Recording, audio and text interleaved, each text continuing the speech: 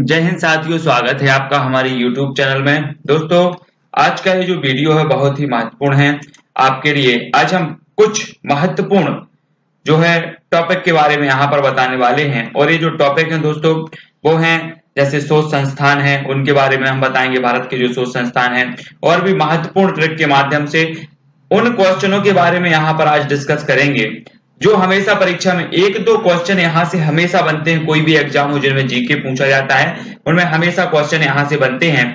तो दोस्तों, एक बार निवेदन करूंगा आपसे कि चैनल को सब्सक्राइब करें और वीडियो को लाइक और ज्यादा से ज्यादा शेयर करें और इसकी पीडीएफ आपको मिल जाएगी डिस्क्रिप्शन में और उसको डाउनलोड करें। और ये जो पीडीएफ है उसको अपने तक सीमित न रखें, हमें जो है अपने मित्रों तक इसको शेयर करना है। स्टार्ट करें आज का ये वीडियो। सबसे पहले हम पढ़ते हैं कि भारत के प्रमुख जो शोध संस्थान है उनके बारे में पढ़ते हैं। भारतीय सर्वेक्षण संस्थान कहां पर है, ये क्वेश्चन हमेशा पूछा जाता है। तो ये देहरादून में है, आपको पता होगा। भारतीय सर्वेक्षण संस्थान कहां है, तो देहरादून में है, याद रख लेना, ऐसा क्वेश्चन आता है। भारतीय मौसम विज्ञान विभाग कहां पर है, तो ये है नई दिल्ली में। भारतीय मौसम विज्ञान विभाग कहां है, नई दिल्ली। भारतीय मौसम वेधशाला कहां पर है, तो ये पुणे में है, मौसम वेधशाला, याद रख लेना, पुणे में है। केंद्रीय भवन निर्माण अनुसंधान संस्थान कहां है, तो केंद्रीय भवन निर्माण अनुसंधान संस्थान जो संस्थान है साहब वो रुड़की में है, उत्तराखंड में। ठीक है। अगला जो क्वेश्चन है, केंद्रीय सड़क अनुसंधान संस्थान है, तो ये नई दिल्ली में है, याद रख लेना, केंद्रीय सड़क अनुसंधान संस्थान नई दिल्ली। केंद्रीय ईंधन अनुसंधान संस्थान कहां है, तो ये जादूगोड़ा झारखंड में है, जादूगोड़ा झारखंड में। ईंधन वैसे ही जादू की छड़ी मानी जाती है, जादू की छड़ी है ईंधन, है ना, ईंधन जादू ही है एक प्रकार के। और केंद्रीय खाद्य प्रौद्योगिकी अनुसंधान संस्थान है, तो ये मैसूर में है। कहां पर है, मैसूर में। केंद्रीय खाद्य प्रौद्योगिकी अनुसंधान संस्थान मैसूर।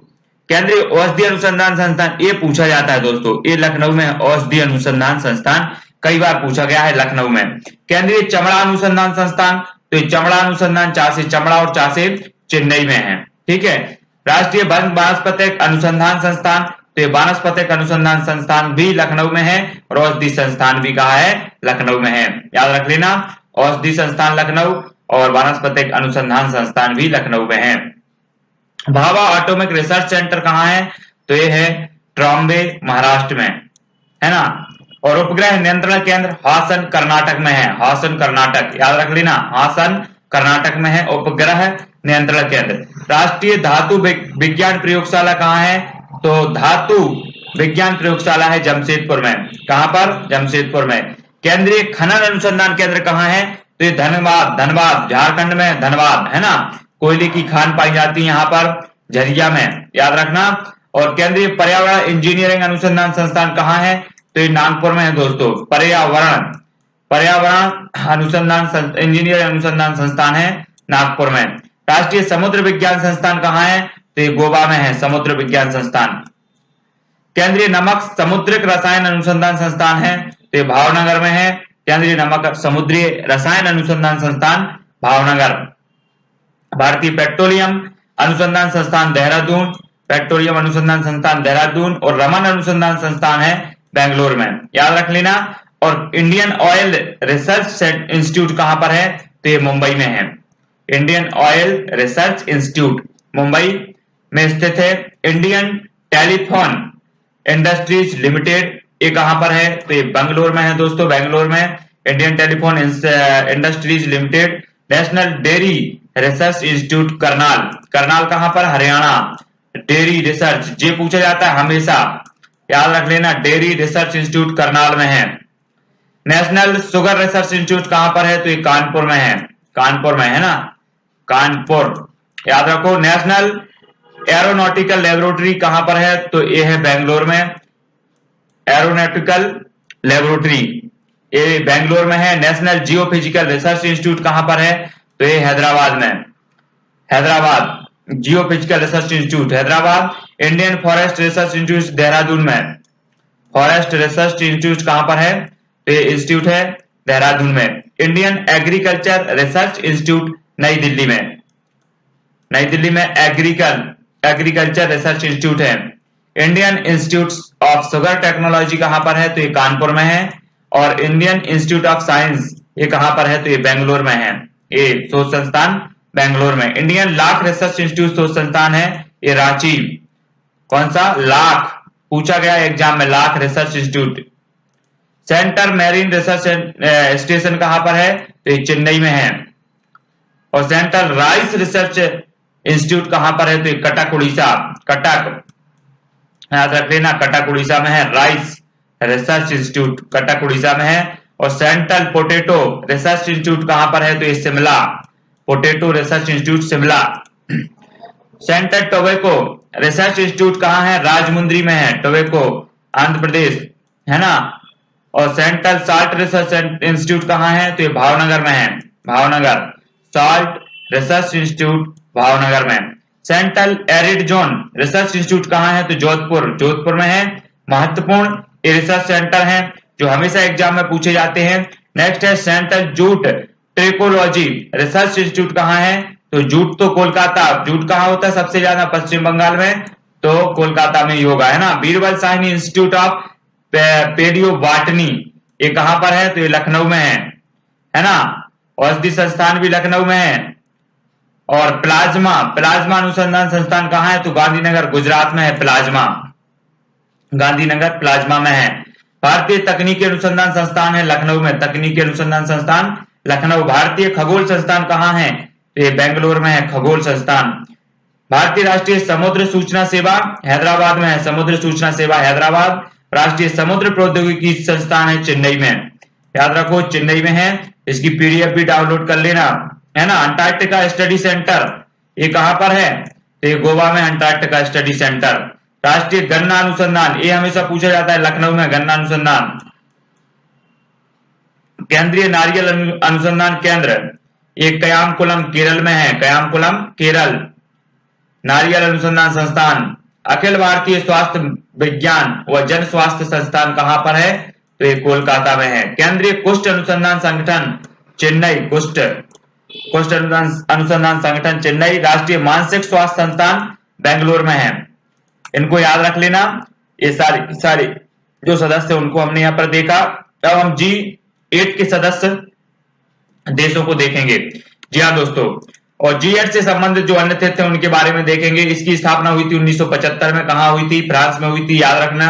पूर्व में इसे G7 के नाम से जाना जाता था, लेकिन 1997 में रूस को सदस्य बनाए जाने के बाद G8 के नाम से जाना जाने लगा। और लेकिन 2014 में रूस को हटाए जाने के बाद अब फिर से इस ग्रुप का नाम G7 हो गया है, याद रख लेना।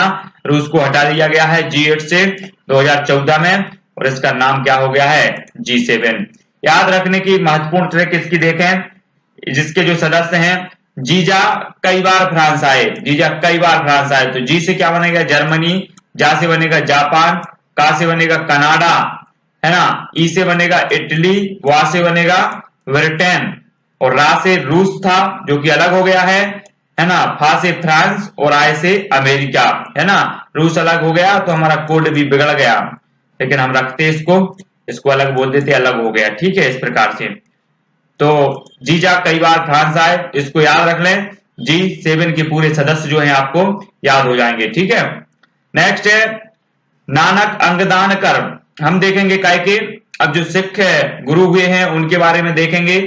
इसमें है कि नानक, इसकी जो ट्रिक है इनको याद करने की, वो है नानक अंगदान कर हमारा हो राम के पास चले गए, लेकिन अर्जुन ने गोविंद की राय ली और कितनी बहादुरी से खुद गोविंद बन गए।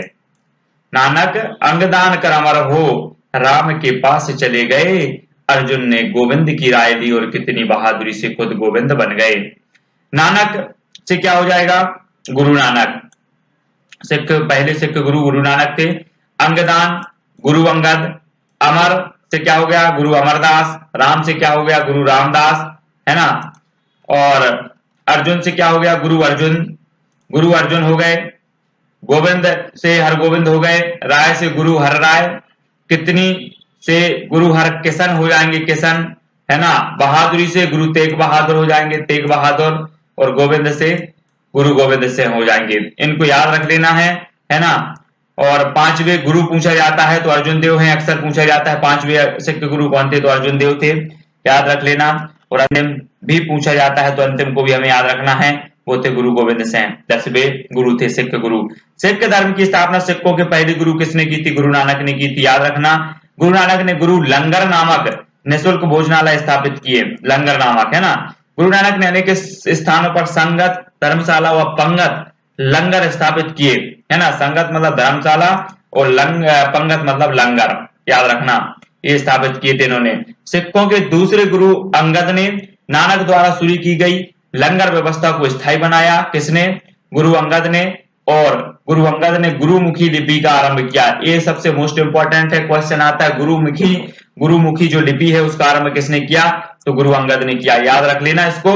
सिखों के 5वें गुरु कौन थे ये भी पूछा जाता है, तो वह गुरु अर्जुन देव थे। और सिखों के धार्मिक ग्रंथ जो आदि ग्रंथ है इनका गुरु ग्रंथ साहब, उसका भी इन्होंने रचना की है, संकलन किया है गुरु अर्जुन देव ने। गुरु अर्जुन देव को जहांगीर ने राजकुमार खुसरो की सहायता करने के कारण मरवा दिया था इन्होंने, है ना। और सिखों के 6वें गुरु हरगोविंद ने सिखों को सैन्य संगठन का रूप दिया और अकाल तख्त या ईश्वर के सिंहासन का निर्माण किया था, तो 6वें गुरु हरगोविंद ने किया था। सिखों के 9वें गुरु तेग बहादुर थे। 9वें गुरु कौन थे? तेग बहादुर को औरंगजेब ने इस्लाम धर्म स्वीकार नहीं करने के कारण मरवा दिया था, याद रख लेना। सिखों के कौन से गुरु को औरंगजेब ने मरवा दिया था, ये क्वेश्चन हमेशा पूछा जाता है, तो तेग बहादुर को मरवा दिया था। सिखों के 10वें गुरु कौन थे? तो वो थे गुरु गोविंद सिंह। और खालसा पंथ की भी इन्होंने स्थापना की थी, ये भी आपको याद रखना है। तो हमेशा पूछे जाते हैं सिखों से संबंधित, गुरुओं से संबंधित क्वेश्चन। अब देखें भारत के पश्चिमी और पूर्वी तट के बंदरगाह। सबसे पहले हम देखें पश्चिमी तट के बंदरगाह। तो भारत के पश्चिमी तट पर 6 बड़े बंदरगाह हैं। इस ट्रिक के माध्यम से आप उन बंदरगाहों को आसानी से याद रखेंगे दोस्तों। चलिए याद करते हैं इनको। तो देखते हैं कि कान्हा मामा मंगनी को मुंबई गए। कौन? कान्हा मामा जो हैं वो मंगनी को मुंबई गए। तो कान्हा, तो का से क्या हो जाएगा? कांडला बंदरगाह जो कि कहां पर है? गुजरात में। नेहा से हो गए नेहावा सोहा जो कि महाराष्ट्र में है ना। पूछा जाता है इनमें से एक क्वेश्चन जरूर पूछा जाता है, तो कांडला पूछा जाता है, मंगलोर या नेहावा सोहा। तो मामा से क्या हो जाएगा? मारमा गोवा, ये गोवा में है। मंगलोर, मंगनी से मंगलोर, तो मंगलोर जो है वो कर्नाटक में है ना। और ये सबसे महत्वपूर्ण है, कांडला, नेहावा सोहा और मंगलोर, ये पूछे जाते हैं। को से कोचीन भी पूछ लिया जाता है, कोचीन केरल में है और मुंबई महाराष्ट्र में है, याद रख लेना। ये जो है बड़े बंदरगाह हैं, महत्वपूर्ण बंदरगाह, इनको याद रख लेना पश्चिमी घाट के। अब पूर्वी तट के देखें तो पूर्वी तट के हैं, भारत के पूर्वी तट के 7 बड़े बंदरगाह हैं और उनको हम ट्रैक के माध्यम से देखें तो ए विशाखा तू चेन्नई से पारा और हल्दी कोलकाता ला। चेन्नई से पारा और हल्दी कहाँ ला? कोलकाता ला, है ना, याद रख लेना है इनको, कई बार एग्जाम में पूछे गए हैं। ए से बना क्या? एन्नोर। एन्नोर कहाँ है? तमिलनाडु में है ना। और तमिलनाडु आंध्र प्रदेश में पड़ता है। विशाखापट्टनम हमेशा पूछा जाता है, सॉरी आंध्र प्रदेश में। एन्नोर तो तमिलनाडु में है और जो विशाखापट्टनम ये आंध्र प्रदेश में है, याद रख लेना, आंध्र प्रदेश, विशाखापट्टनम आंध्र प्रदेश। तू से बना तूतीकोरेन, ये तमिलनाडु में है तूतीकोरेन। और चेन्नई तो चेन्नई तमिलनाडु में है, चेन्नई बंदरगाह। पारादीप हमेशा पूछा जाता है, पारादीप कहां पर है? ये उड़ीसा में है, उड़ीसा, याद रखो, उड़ीसा पारादीप। हल्दिया भी पूछा जाता है, पश्चिम बंगाल में है। ऐसा पूछा जाता है किस तट पर? हल्दिया किस तट का बंदरगाह है? तो पूर्वी तट पर, याद रख लेना। कोलकाता ये पश्चिम बंगाल में है, ठीक है। और देखें हम सबसे पहले मुंबई बंदरगाह के बारे में देखें कि यह प्राकृतिक बंदरगाह है जो मुंबई में स्थित है। इसे भारत का प्रवेश द्वार भी कहा जाता है मुंबई बंदरगाह को। यह अन्य बंदरगाहों की अपेक्षा अधिक विस्तृत है। इस बंदरगाह की क्षमता लगभग 200 टन से अधिक है। भारत का सर्वाधिक व्यापार इसी बंदरगाह से होता है। पश्चिमी तट का सबसे बड़ा प्राकृतिक बंदरगाह है और सर्वाधिक आयात करने वाला बंदरगाह है। भारत का 20% व्यापार कहां से होता है? यहीं से होता है, मुंबई से। नेक्स्ट नेहावा सोवा बंदरगाह है ना, जैसे यह मुंबई बंदरगाह के निकट ही स्थित है और इसका निर्माण मुंबई बंदरगाह का दबाव कम करने के लिए किया गया नेहावा सोवा का। और नेहावा सोवा बंदरगाह देश का सबसे आधुनिक एवं सर्व सुविधा युक्त बंदरगाह माना जाता है। शुष्क सामग्री के व्यापार हेतु ये प्रसिद्ध है। कौन सा? नेहावा सोवा, याद रख लेना इसको।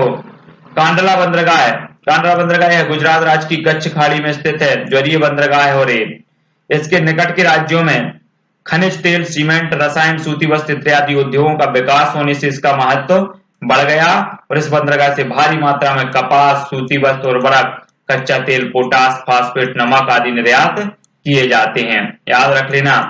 नेक्स्ट है मरमागोवा बंदरगाह। तो ये मरमागोवा जो बंदरगाह है गोवा राज्य में अरब सागर के तट पर स्थित प्राकृतिक बंदरगाह है ना। मरमागोवा अरब सागर के तट पर स्थित है, कहां पर? गोवा।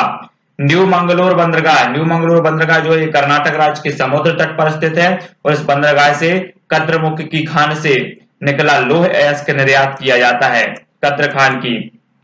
कोच्चि। कोच्चि के बारे में देखें तो कोच्चि यह केरल राज्य में स्थित है, एक प्राकृतिक बंदरगाह है जिसमें बड़े जहाज भी ठहर सकते हैं और कोच्चि बंदरगाह भारत के पश्चिमी तटों का सर्वश्रेष्ठ बंदरगाह माना जाता है और चाय, कॉफी, मसालों के निर्यात के लिए प्रसिद्ध है। कौन सा? कोच्चि। कोलकाता बंदरगाह हुगली नदी के किनारे स्थित कृत्रिम बंदरगाह है, कोलकाता। यह पूर्वी तट का सबसे बड़ा तथा भारत का दूसरा बड़ा बंदरगाह है, कोलकाता। और कोलकाता बंदरगाह के दक्षिण में हल्दिया बंदरगाह है। कोलकाता बंदरगाह के दक्षिण में हल्दिया, याद रख लेना, दक्षिण में हल्दिया बंदरगाह कोलकाता के, है ना। और हल्दिया की बात करें तो हल्दिया कलकत्ता बंदरगाह के दक्षिण में हुगली नदी पर कलकत्ता के भार को कम करने हेतु बनाया गया यह तेल शोधन कारखाना भी है। नेक्स्ट है विशाखापत्तनम बंदरगाह। यह बंदरगाह देश के पूर्वी तट पर आंध्र प्रदेश के महानगर विशाखापत्तनम में स्थित है और यह एक प्राकृतिक एवं गहरा बंदरगाह है। भारत का सबसे गहरा बंदरगाह भी यही है, विशाखापत्तनम, है ना। और यह जहाजों का निर्माण एवं मरम्मत की जाती है यहाँ पर और यह बंदरगाह अपने कार्यों की गुणवत्ता एवं उत्पादक के लिए प्रसिद्ध है।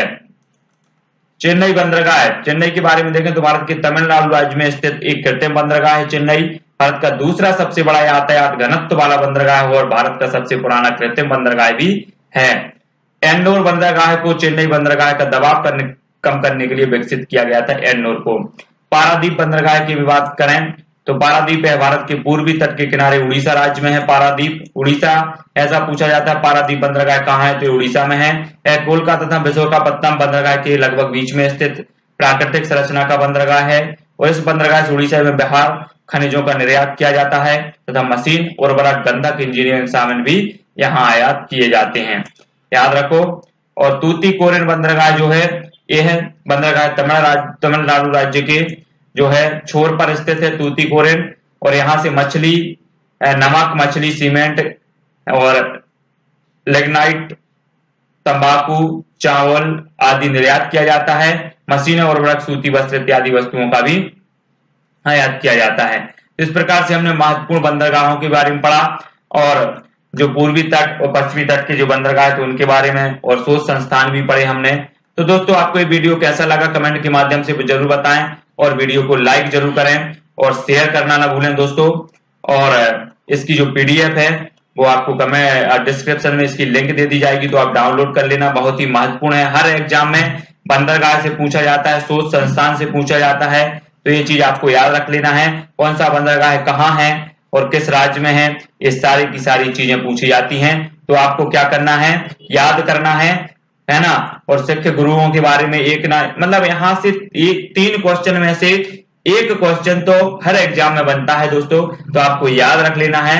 या तो सिख गुरुओं से बन जाएगा, है ना, या फिर बंदरगाह से बन जाएगा या शोध संस्थान से बन जाएगा। तो यहाँ से एक ना एक क्वेश्चन हमेशा परीक्षा में बनता है। तो इन चीजों को आपको देख लेना है, पीडीएफ भी डाउनलोड कर लेना है और शेयर करना है हमेशा। आज के लिए बस इतना ही, जय हिंद।